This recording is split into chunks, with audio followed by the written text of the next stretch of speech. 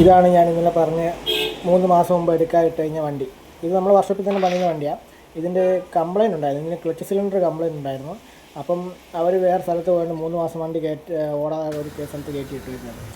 ഞങ്ങൾ വന്ന് വണ്ടി എടുത്തപ്പോഴത്തേന് വണ്ടിയുടെ ക്ലച്ചൊന്നും വർക്കാകുന്നില്ല. പിന്നെ പമ്പ് ചെയ്ത് ക്ലച്ചാക്കി. പിന്നെ വീല് ജാമായിരുന്നു, ഹാൻഡ് ബ്രേക്ക് ഇട്ട് വെച്ചേക്കുമായിരുന്നു. നമ്മളിപ്പോൾ ഉപയോഗിക്കാത്ത വണ്ടികളൊന്നും ഒരിക്കലും ഹാൻഡ് ബ്രേക്ക് ഇട്ട് വെക്കരുത്, വീല് ജാമായി. ഞങ്ങളാണ് ടൂൾസും കൊണ്ടുപോയില്ലായിരുന്നു.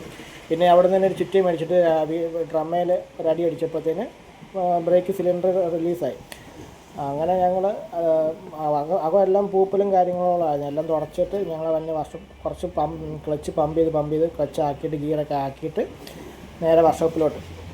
നാളെ ഇനി ഇതിൻ്റെ ക്ലച്ചിൻ്റെ സാധനങ്ങൾ വന്നിട്ട് വേണം വണ്ടി പണിയാൻ. 2 സിലിണ്ടറും പോയതാണ്.